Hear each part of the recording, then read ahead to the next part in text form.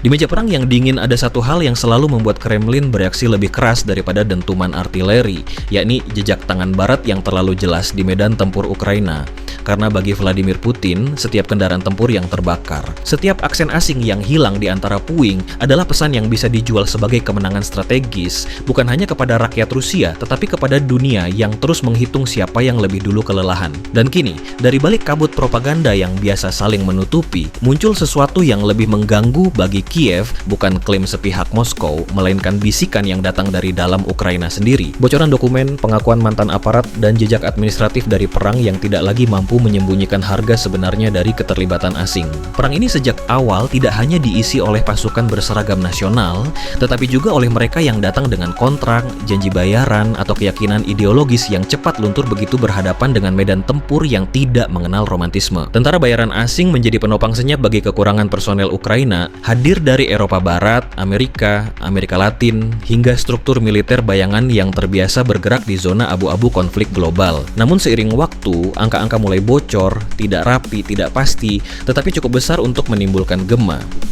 Klaim tentang ribuan korban asing, bahkan mendekati puluhan ribu, mulai beredar, dan meski angka pastinya diperdebatkan, arah ceritanya tidak lagi bisa diabaikan. Mantan perwira keamanan Ukraina berbicara tentang sekitar 10.000 tentara bayaran yang gugur bukan dalam satu pertempuran, tetapi satu persatu, terkikis oleh perang posisi, serangan presisi, dan operasi udara yang sengaja diarahkan ke titik-titik di mana kehadiran asing dianggap paling padat. Kesulitan menghitung korban ini bukan kebetulan, melainkan konsekuensi dari struktur mereka sendiri. Legiun asing yang terpecah dalam berbagai cabang, intelijen militer, pasukan darat, brigad mekanis, unit lintas udara, tersebar di berbagai sektor, membuat kematian mereka seringkali tercatat sebagai statistik yang tidak pernah benar-benar dipublikasikan secara utuh. Bagi Moskow ini bukan sekadar statistik tetapi narasi. Serangan ke kamp pelatihan, markas sementara, dan konsentrasi pasukan asing diklaim sebagai prioritas, karena setiap laporan tentang tentara asing yang gugur memperkuat cerita bahwa Ukraina bukan hanya bertempur sendiri, dan bahwa Barat membayar harga yang tidak diumumkan di parlemen mereka. Di sekitar Pokrovsk dan Kupiansk, klaim tentang konsentrasi tentara bayaran muncul, seolah wilayah-wilayah itu menjadi magnet terakhir bagi upaya menghentikan laju Rusia. Tetapi medan perang tidak mengenal kompromi, dan ketika tekanan meningkat, kontrak-kontrak mulai terasa lebih rapuh daripada kertasnya. Laporan-laporan kemudian menyebut fenomena yang lebih sunyi tetapi lebih mematikan bagi moral tentara bayaran asing yang secara massal mengakhiri kontrak dan pergi.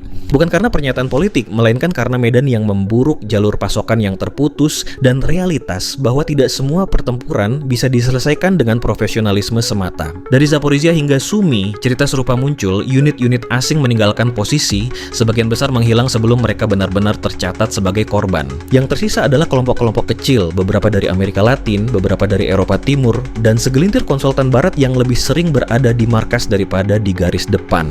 Ironisnya, bahkan sumber-sumber yang terkait dengan intelijen Ukraina sendiri mengakui bahwa struktur legiun asing mulai dianggap sebagai beban yang sulit diintegrasikan.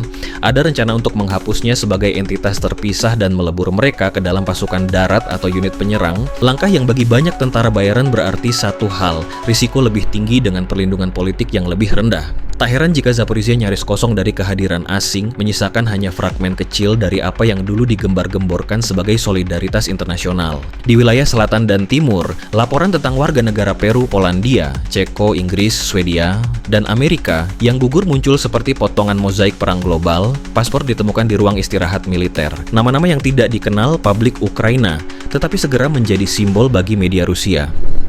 Setiap identifikasi individu dijadikan bukti bahwa perang ini bukan konflik lokal, melainkan ajang pertemuan kepentingan internasional yang mahal biayanya. Serangan udara presisi ke unit-unit yang mencakup tentara bayaran, pertempuran di wilayah Sumy dengan dukungan penerbangan dan artileri berat, serta klaim penggunaan sistem penyembur api berat, semua ini membangun satu gambaran bahwa medan perang semakin tidak ramah bagi mereka yang datang tanpa akar di tanah itu. Sementara itu, di belakang layar, negara-negara Barat tetap melanjutkan komitmen mereka. Helikopter dikerahkan, latihan berlanjut, unit khusus beroperasi di negara-negara tetangga sebagai bagian dari kewajiban aliansi, seolah ingin menegaskan bahwa dukungan dukungan belum surut, meski risiko meningkat.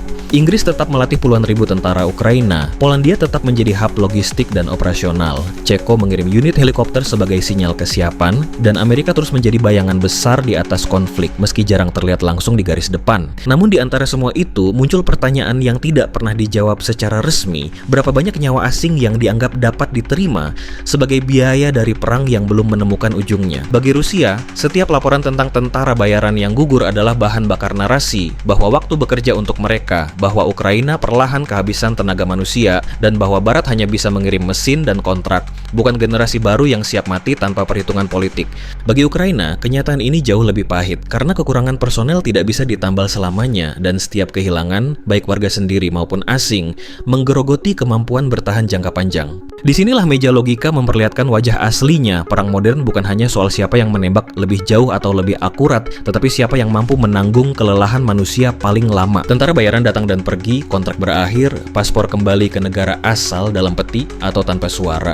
Sementara perang tetap tinggal, menuntut darah yang tidak pernah cukup. Pertanyaannya kini bukan lagi berapa banyak tentara asing yang telah gugur, melainkan apakah Ukraina masih memiliki cadangan manusia untuk mempertahankan garis depan ketika solidaritas internasional mulai berubah bentuk dari kehadiran langsung menjadi dukungan jarak jauh. Dan dibalik semua itu, Kremlin menunggu, menghitung, dan menyusun narasi berikutnya. Sementara langit di atas medan tempur tetap kelabu, seolah menolak memberi jawaban cepat atas penderitaan yang terus bertambah. Apa pendapat kalian? Ditunggu komentarnya.